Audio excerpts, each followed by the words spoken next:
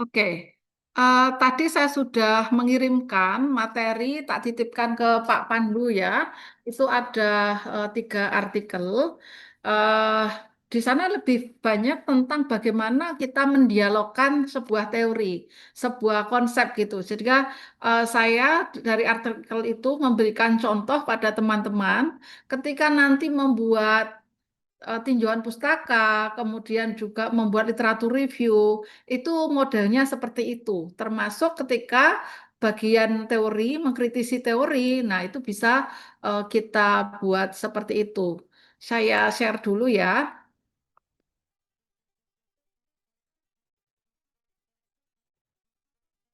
Nah,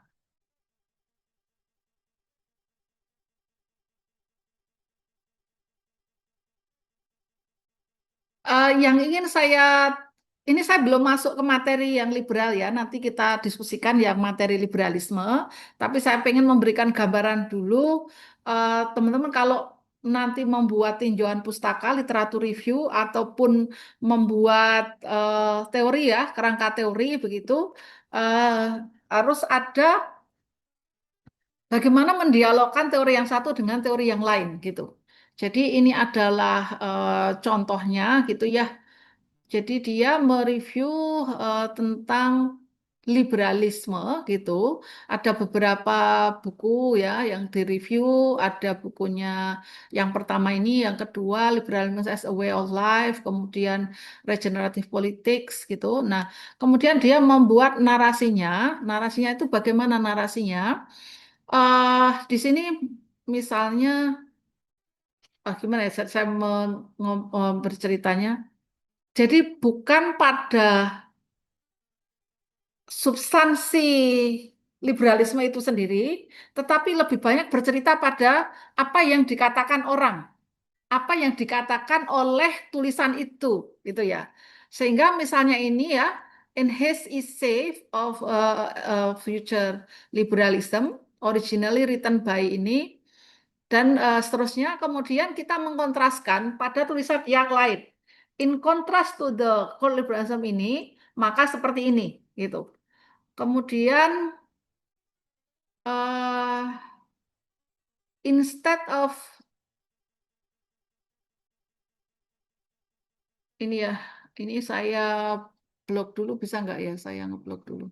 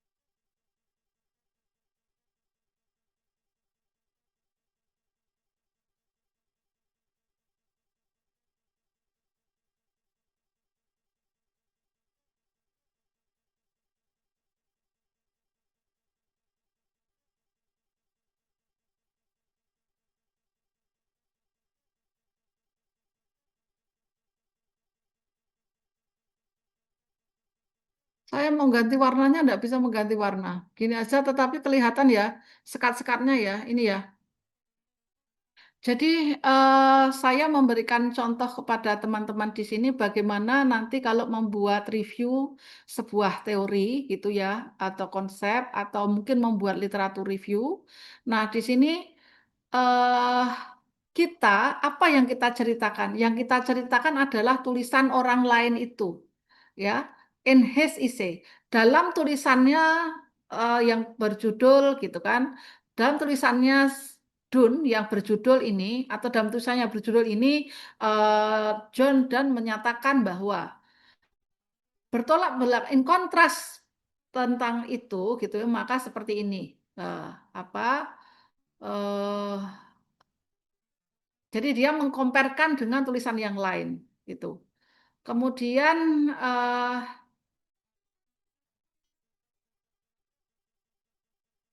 dia penulis mengkomparkan lagi dengan tulisan orang lain gitu ya dan seterusnya. Maksud saya Kalau kita membuat review sebuah teori, kita akan atau membuat literatur review, kita akan bercerita atau mengkritisi tulisan yang satu, tulisan dengan yang lain, bisa kita membandingkan yang satu dengan yang lain gitu kan, sehingga nanti at the end, di akhir kita bisa membuat sebuah kesimpulan tentang sebenarnya yang ditulis orang adalah ini, yang tidak ditulis adalah ini, atau kelemahan orang, tulisan orang lain adalah ini, sehingga kita bisa menuliskan atau kita bisa fokus pada bagian tersebut gitu.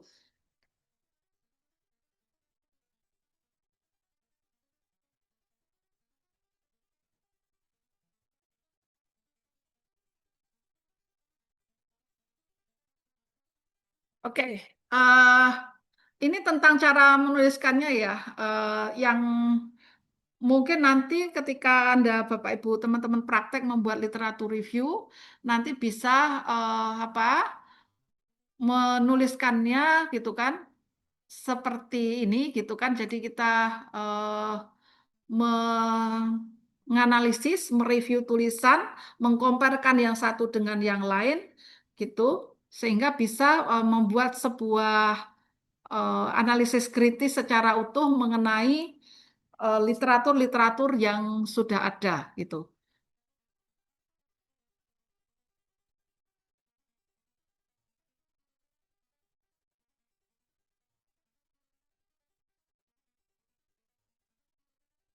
Nah, akhirnya di sini kan dia akan setelah dia bercerita panjang lebar, kemudian dia akan mengatakan the limitation of contemporary liberalism as a political framework further emphasized by ini gitu ya.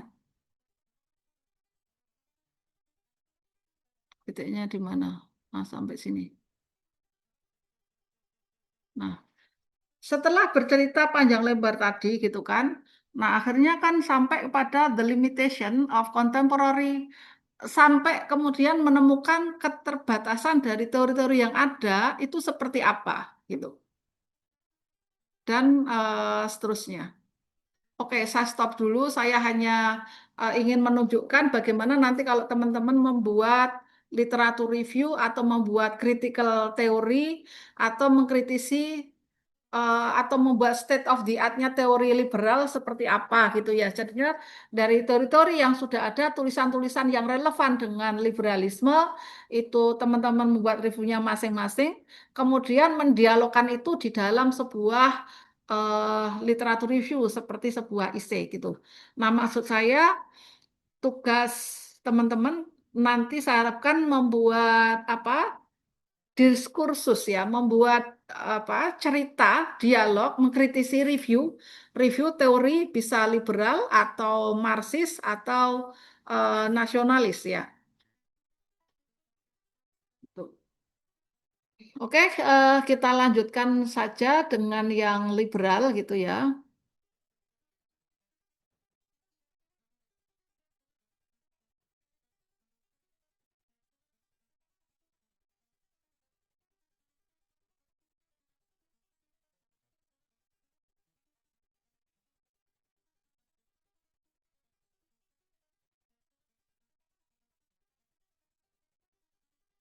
Oke, liberalisme. Nah, liberalisme itu muncul sebagai respon dari situasi kondisi sosial ekonomi politik yang ada pada periode sebelumnya. Pada periode sebelumnya, masyarakat terbagi dalam kelas-kelas yang ada stratanya. Pada masa sebelum liberalisme, masyarakat hidup dalam era feodalisme, di mana masyarakat terbagi dalam kelas-kelas, ada kelas yang stratanya tinggi hingga yang paling rendah gitu ya. Nah, yang paling rendah adalah budak ya misalnya. Kalau dalam struktur feodalisme, yang paling tinggi bisa jadi kan kelas bangsawan gitu ya, raja dan keluarganya, kelompok bangsawan ya. kemudian kelompok militer, di bawahnya lagi kelompok kelompok pedagang, kelompok petani, kelompok buruh, kelompok budak gitu kan. Nah, pada era feodalisme itu apa yang terjadi? Yaitu masyarakat, beberapa elemen masyarakat tidak memiliki hak individu.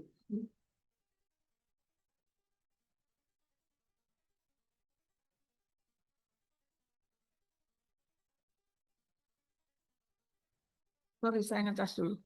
Nah, pada era feodalisme, sebelum liberalisme itu muncul, masyarakat terbagi dalam kelas-kelas. Yang paling bawah biasanya masyarakat tidak memiliki hak, ya, tidak memiliki hak. Misalnya budak itu tidak melihat karena dia di belong to landlordnya gitu ya, sehingga eh, pada masa liberalisme muncul, dia merespon bagaimana masyarakat bisa hidup lebih baik gitu. Sehingga liberalisme kalau kita lihat secara lebih detail itu terdiri atas tiga dimensi, dimensi sosiokultural, dimensi eh, politik, dimensi ekonomi. Nah, dimensi liberal, dimensi sosial, social culture liberal itu seperti apa?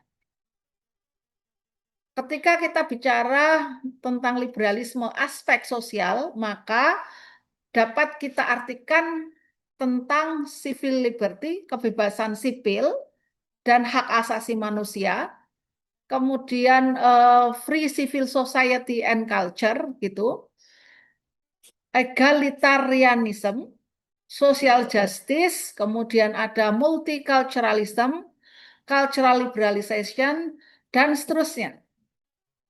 Hal-hal ini gitu ya, hal-hal ini elemen-elemen dalam liberalisme dalam aspek atau dimensi sosial itu adalah respon terhadap kehidupan sebelumnya. Sebelum liberalisme ini muncul, masyarakat di era feodalisme hal-hal ini tidak ada, gitu ya. Artinya hal-hal seperti human rights bagi budak atau bagi petani atau bagi kelas bawah mereka akan tertindas oleh kelas atasnya. Sehingga ketika liberalisme muncul, hal yang diperjuangkan oleh kelompok liberal adalah tentang human rights, kemudian free civil society, dan seterusnya. Termasuk juga sekularisme dan rasionalisme, dan seterusnya ini. Gitu. Nah, dimensi eh, berikutnya, dimensi politik dari liberal, apa dimensi politik dari liberal? Ya, ketika kita bicara tentang hak-hak politik, demokrasi, kemudian juga ada apa? Sistem kepartaian yang multipartai. Nah, itu adalah dimensi politik dari liberal. Bagaimana dengan yang dimensi yang lain? Dimensi ekonomi. Dimensi ekonomi di dalam liberal, maka itu tentang free market, pasar bebas, dan juga sistem kapitalisme. Sehingga kalau kita ditanya, what is liberalism? Apa itu liberalisme? Ya, kita bisa menjawabnya dari ketiga dimensi tersebut. Liberalisme adalah tentang perjuangan hak asasi manusia dan juga civil liberties dalam konteks sosial gitu ya. Dalam konteks politik dia bicara tentang demokratisasi dan juga economic freedom. Dalam konteks ekonomi dia bicara tentang pasar bebas dan kapitalisme gitu. Nah, itu ketiga hal tersebut adalah ide dasar dari liberalisme. Tapi apakah liberalisme itu adalah hal yang tunggal gitu? Ternyata tidak juga. Liberalisme ada varian-variannya gitu. Liberalisme klasik sebagai varian yang pertama, varian yang kedua adalah liberalisme modern, Kemudian yang ketiga adalah neoliberalisme. Liberalisme klasik itu yang ada pada era abad pencerahan dulu, pada saat awal munculnya liberalisme, ide dasar liberalisme pada abad ke-18 itu adalah liberalisme klasik 17-18.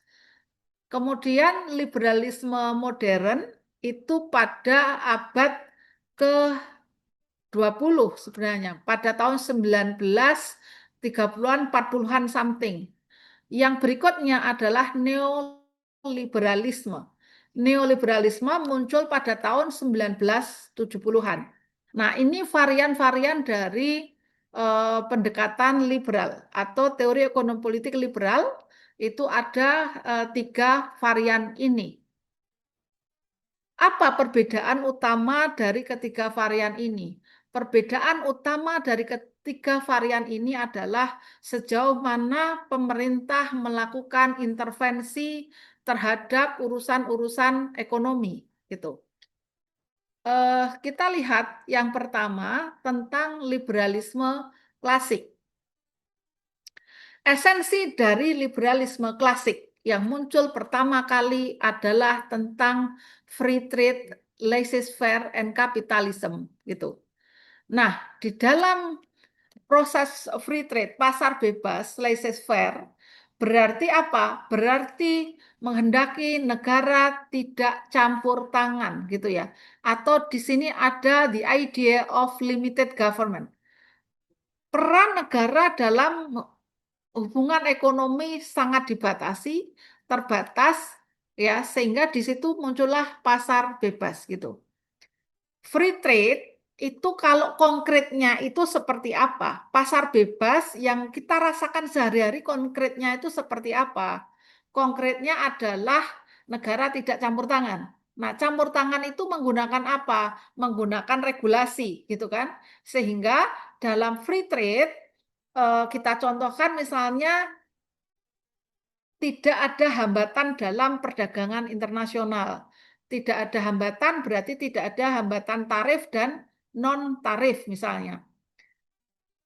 Ketika dalam situasi perdagangan internasional yang free trade atau laissez-faire, maka negara bebas bertransaksi dengan negara yang lain, pemerintah tidak melakukan pembatasan, misalnya menggunakan pajak yang tinggi terhadap barang yang keluar masuk negara yang satu dengan negara yang lain. Jadi tarifnya itu bisa diturunkan gitu. Itu kalau dalam konteks ekonomi global gitu ya. Nah, dalam konteks kehidupan ekonomi domestik misalnya, seperti apa? Ya berarti regulasi-regulasi misalnya pajak yang memberatkan usaha, berbagai macam regulasi itu diminimalkan kalau dalam aspek ekonomi sehingga pasar itu bisa apa bersaing dengan sempurna gitu. Oke. Nah, eh, di dalam proses kapitalisme itu juga negara tidak boleh campur tangan. Artinya biarkan proses produksi itu diatur oleh pasar. Mereka yang punya modal, yang punya sumber daya akan melakukan proses produksi sebagaimana atau ditunjang oleh sumber daya yang mereka miliki sendiri. Ya kan tidak perlu ada pembatasan oleh negara gitu. Sehingga prinsipnya di sini adalah non government intervention, tidak ada intervensi dari negara. Nah, apakah kemudian benar-benar tidak ada? Negara lebih banyak hanya mengeluarkan kebijakan yang memfasilitasi berlangsungnya eh, free trade dan juga sistem kapitalisme itu.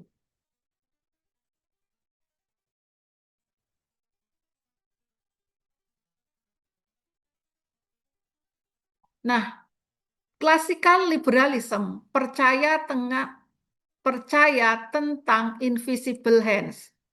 invisible hands ini apa? Invisible hands itu adalah hukum alam yang mana pasar mampu melakukan proses perimbangan secara otomatis gitu. Ya, antara permintaan dan penawaran akan melakukan eh, proses perimbangan secara spontan, secara langsung oleh mereka sendiri tanpa campur tangan oleh pemerintah. Artinya ketika satu produsen itu memproduksi barang, menurutnya otomatis akan dibeli oleh konsumen gitu. Pasar itu akan selalu melakukan atau akan berproses untuk memenuhi kebutuhan manusia. Sehingga ketika proses itu berlangsung, maka invisible hand ini akan berjalan dengan sendirinya untuk mengatur pasar, untuk mengatur keseimbangan antara permintaan dan penawaran gitu.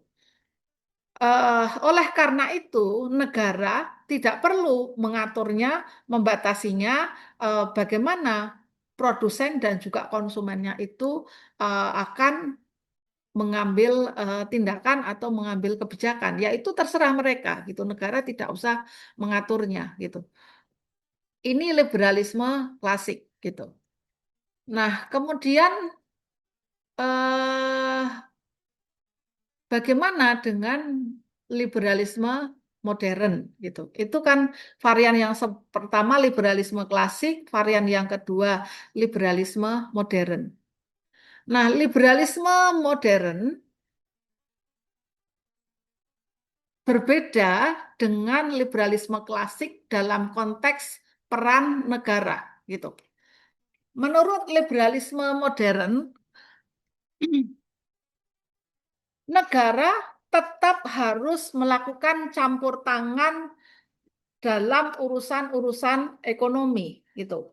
Karena menurut liberalisme modern, ketika pasar dibiarkan bekerja sendiri, ada persaingan di antara aktor-aktor, di antara pihak itu, yang terjadi apa? Yang terjadi adalah mereka yang punya sumber daya yang kuat, mereka yang punya modal yang lebih, maka kecenderungannya mereka akan menghasilkan hal yang lebih banyak, keuntungan lebih besar dibandingkan dengan mereka yang punya sumber daya yang kecil gitu ya.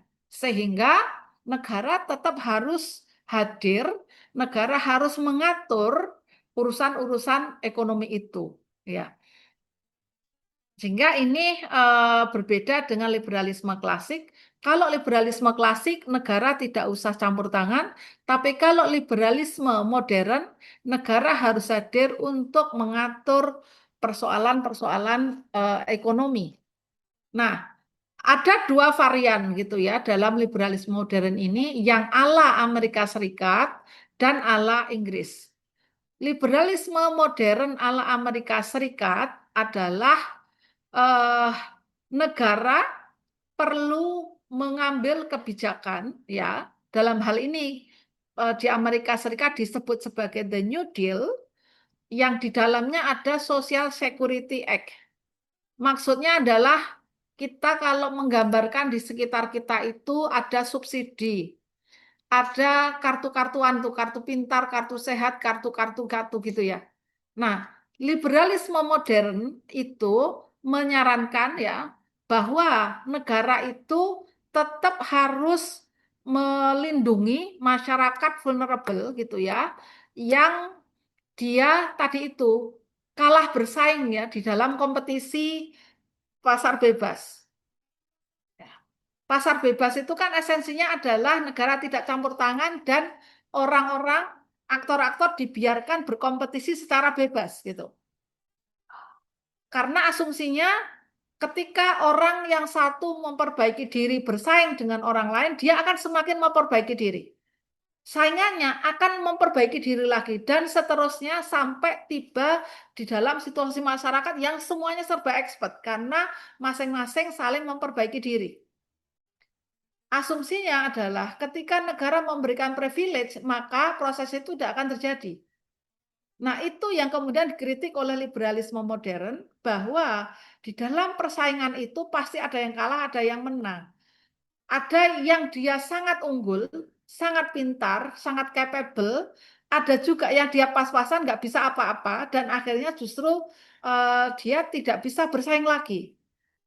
Nah, liberalisme modern itu memikirkan mereka yang tidak bisa bersaing lagi. Diapakan ini, gitu kan? Nah, akhirnya ada namanya di Amerika Serikat itu The New Deal, ada Social Security Act gitu. Maksudnya adalah untuk melindungi orang-orang yang tadi kalah bersaing dalam sistem kapitalisme itu.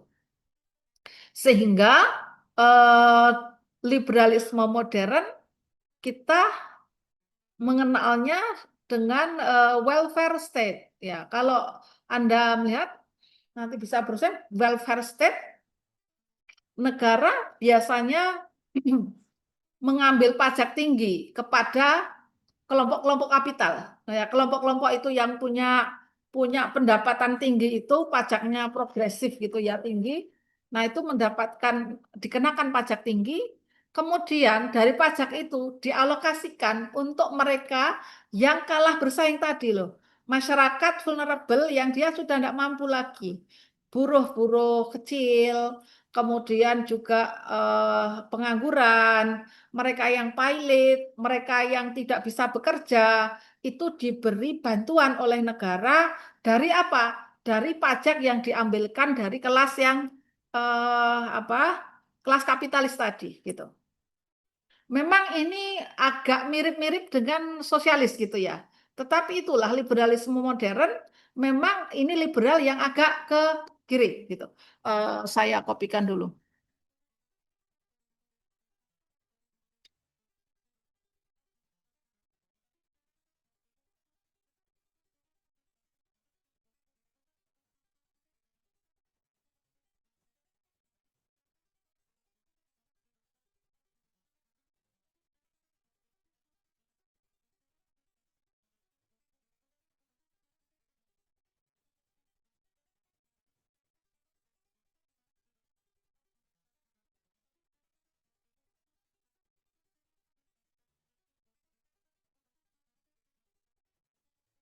Oke ya.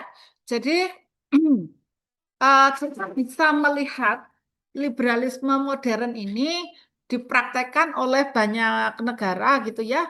Kalau saat itu kan ada Amerika Serikat ini. Kalau saya bisa mencontohkan yang sekarang, dan saya juga merasakan itu seperti yang dilakukan oleh pemerintah Inggris ya. Pemerintah Inggris.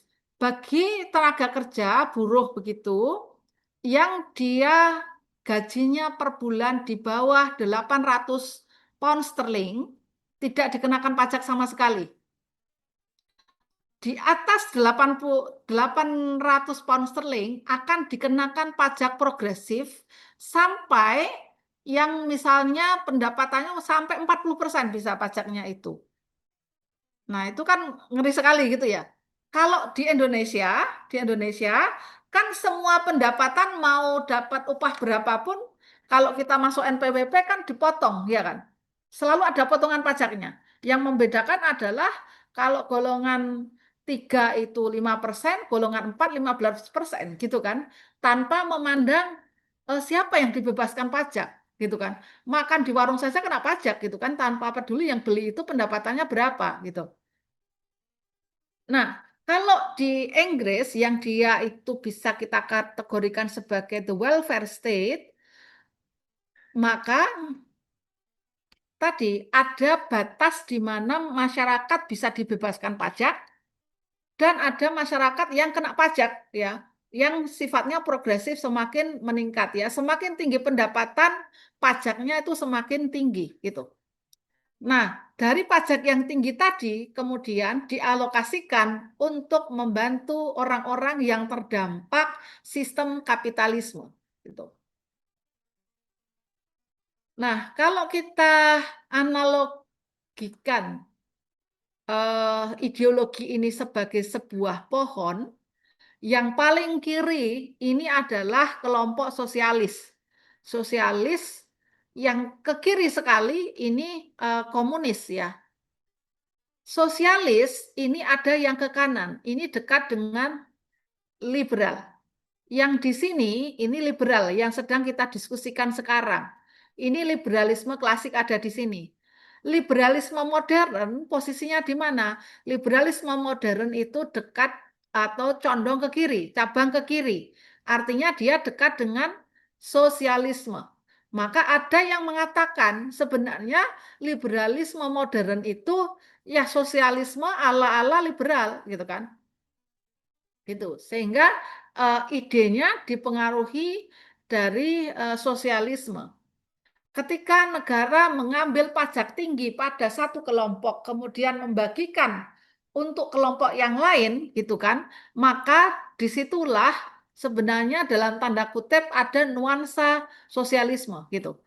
Ya, hanya saja kalau sosialisme ini kan ada yang ke arah liberal, mirip ya dengan liberalisme modern. Nah, kalau yang ke kiri, ke ekstrim ini, yang ke komunisme, segala sesuatu berarti dikuasai, diatur oleh partai berkuasa saat itu, gitu kan?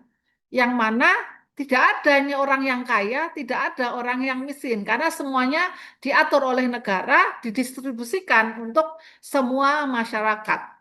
Sehingga kalau di dalam sistem komunisme itu reward untuk yang rajin ya jadi nggak jelas gitu kan. Yang malas akhirnya juga bisa tetap berkembang, bisa hidup gitu kan. Nah, kalau dalam konteks yang liberalisme klasik, neoliberal, pasar bebas beda. Kalau dalam pasar bebas, negara ya sudah nggak usah campur tangan. Mereka yang mampu dapat untung banyak ya akan dapat untung banyak. Mereka yang tersisih ya tersisih aja kan gitu. Nah, liberalisme modern di sini itu hadir untuk melindungi mereka yang tersisih dalam sistem kapitalisme global itu. Dan yang dijalankan itu mirip dengan yang di sosialisme seperti itu. Oke. Nah, sehingga dalam liberalisme modern eh, keterlibatan negara itu tinggi dalam urusan ekonomi gitu ya. Nah, keterlibatan negara dalam bentuk apa? Dalam bentuk economic regulation misalnya. Economic regulation salah satunya ya tadi itu bisa dalam bentuk pajak pendapatan gitu ya. Kemudian juga regulasi-regulasi yang lain yang mengatur ekonomi agar tidak menimbulkan inequality yang tinggi antar kelas itu. Ya. Ini liberalisme modern ala Amerika tadi. Nah, di Inggris mirip dengan liberalisme modern ala Amerika. Ini ada yang disebut dengan teori Keynesianism. John Maynard Keynes itu adalah seorang ilmuwan Inggris, ya, seorang ilmuwan Inggris mengeluarkan teori tentang apa namanya teorinya the demand side economic theory. Artinya gini, John Maynard Keynes mengkritisi pendekatan liberal yang hanya fokus pada aspek produksi saja, pada aspek kapitalisnya saja. Mereka yang memproduksi barangnya saja. Tetapi liberalisme klasik tidak melihat pada aspek konsumennya gitu. Menurutnya gitu ya, eh, konsumen itu memiliki daya beli yang tidak stabil. Tidak selamanya konsumen itu kaya mendapatkan untung terus-menerus gitu ya, sehingga mereka bisa selalu membeli apapun yang diproduksi gitu ya. Sisi lain gitu ya, bisa saja masyarakat itu dalam satu masa yang dia untung yang banyak sehingga dia mampu membeli apapun. Ya, artinya berdasarkan teori Keynes ini gitu ya, em, daya beli masyarakat itu turun naik bergantung pada pendapatan masyarakat itu sendiri gitu kan. Artinya ketika masyarakat itu kaya, mereka akan sangat mampu untuk membeli semua barang-barang gitu kan. Banyak uang yang beredar akhirnya. Dan ada potensi inflasi dalam situasi tersebut. Barangnya terbatas, tapi kemudian uang yang beredar itu banyak. Nah, di situ ada potensi inflasi. Nah, ketika masyarakat itu sisi lain ya, ketika masyarakat tidak punya uang, apa yang terjadi? Daya beli masyarakat menurun sehingga produk yang sudah diproduksi dengan biaya dan macam-macam tenaga kerja akhirnya tidak terbeli. Kalau tidak terbeli, produsen bisa gulung tikar. Nah, dalam situasi seperti itu gitu ya, Keynes berpendapat bahwa negara harus melakukan campur tangan. Karena menurut Keynes, realita kehidupan ekonomi tidak selalu seperti yang digambarkan oleh liberalisme klasik yang selalu dalam posisi perfect competition gitu ya. Nah, yang ada adalah ya seperti ini kan imperfect competition gitu kan yang ada turun naik daya beli masyarakat. Lantas apa yang harus dilakukan oleh pemerintah? Pemerintah harus melakukan campur tangan. Campur tangan yang dilakukan oleh pemerintah melalui apa? Campur tangan yang dilakukan oleh pemerintah melalui kebijakan fiskal maupun kebijakan moneter. Ini ya, maaf. Saya mau ngeblok ini maksud saya, enggak mau. Oke, ini. Menurut Keynes gitu ya, pemerintah seharusnya mengeluarkan kebijakan fiskal dan kebijakan moneter untuk mengatur jalannya roda ekonomi. Ya, apa yang dimaksud dengan kebijakan fiskal? Termasuk pajak misalnya. Nah, itu tadi mengatur pajak. Terus juga kebijakan moneter, misalnya mengontrol suku bunga misalnya, gitu ya. Nah, ketika masyarakat sedang kaya, ketika daya beli masyarakat tinggi, ya, ketika uangnya itu banyak, maka apa yang terjadi? Seharusnya yang diambil oleh pemerintah adalah menaikkan suku bunga dan juga menaikkan pajak misalnya. Nah, kalau menaikkan suku bunga, maka masyarakat akan tertarik untuk menabung atau investasi, gitu kan? Daripada membelanjakan uangnya. Karena kalau menabung dia akan dapat eh, keuntungan yang besar dari proses investasi itu. Sisi lain itu kan di samping rate interestnya naik gitu kan, ketika pajaknya naik, pajak pembelian misalnya, maka masyarakat juga males gitu kan, pajaknya tinggi beli gitu kan, sehingga nggak usah beli saja karena pajaknya tinggi, mending ditabung karena suku bunganya naik gitu. Sehingga menurut Keynes, ketika masyarakat itu sedang memiliki uang banyak, kayak gitu kan, situasinya bagus, maka naikkan suku bunga dan juga pajaknya untuk mendorong orang tidak belanja. Karena barangnya terbatas gitu kan. Nah, sebaliknya gitu ya, ketika masyarakat tidak punya uang, daya beli masyarakat itu rendah, pemerintah harus melakukan kebijakan sebaliknya. Misalnya dengan menurunkan suku bunga dan juga pajak. Nah, ketika suku bunga turun, maka masyarakat tertarik untuk melakukan kredit. Untuk apa? Untuk pembelian, beli rumah, beli mobil, beli ini. Karena suku bunganya turun gitu kan.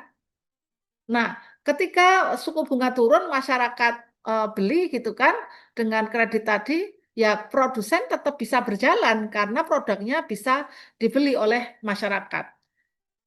Nah, ini gambaran keterlibatan pemerintah di dalam aspek ekonomi gitu ya.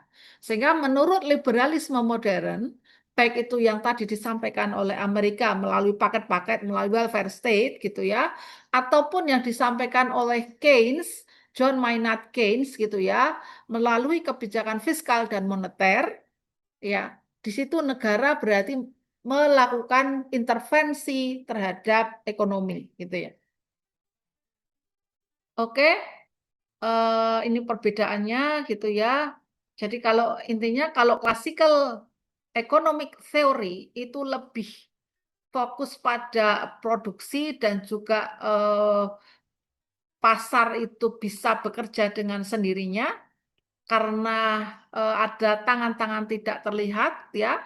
Di situ ada perfect competition dan memungkinkan adanya full employment. Sementara kalau Keynes gitu ya, ini mengkritisi liberalisme klasik bahwa tidak semua di realitanya, tidak semua yang diproduksi itu akan dibeli orang. Pun juga tidak selalu yang diinginkan orang itu ada diproduksi gitu kan. Dan menurutnya tidak ada kompetisi yang perfect. Karena apa? Karena pada akhirnya kompetisi itu akan selalu menghasilkan mereka yang paling menonjol dan akan menghasilkan mereka yang terpinggirkan dalam proses kompetisi itu. Sehingga full employment itu tidak mungkin tercapai secara penuh gitu ya. Nah, teman-teman di sini yang perlu kita garis bawahi adalah baik classical ekonomi maupun Keynesian theory ini sama-sama liberal ya. Sama-sama mereka itu di liberal. Tapi Keynes menemukan sesuatu yang itu tidak bisa dijawab oleh teori ekonomi klasik. Dan Keynes memunculkan teori baru yang lebih menekankan pada aspek demand side-nya gitu. Nah, ini gambarannya teman-teman ketika S3, ketika nanti menulis disertasi, ekspektasinya itu akan bisa sampai di sini. Sampai mengkritisi teori yang ada, kelemahannya apa nih? Kalau kita kaitkan dengan situasi saat ini, ya, sehingga memunculkan teori yang baru. Ya, seperti Keynes ini yang mengkritisi teori liberalisme klasik ya. Liberalisme klasik berarti kan punya Adam Smith, David Ricardo, kemudian juga John Stuart Mill dan seterusnya gitu. Dan dia membuat teori baru yang lebih ke demand side teorinya gitu. Nah, ini harapannya kalau S3 bisa sampai di situ gitu ya. Meskipun tidak se ini ya, tidak se-establish inilah. Keynes kan teorinya sudah sangat luar biasa dikenal orang gitu ya. Kalau kita di level kita ya cukup dengan oh ya teori yang ada sekarang ini ternyata nggak sesuai dengan yang ada di masyarakat. Misalnya teori eh, tentang governansi misalnya yang itu diproduksi oleh pemikir-pemikir Barat yang notabene struktur sosialnya mungkin berbeda dengan masyarakat Indonesia. Ketika itu diterapkan di Indonesia, ada yang kurang nih gitu kan. Seharusnya seperti ini di Indonesia.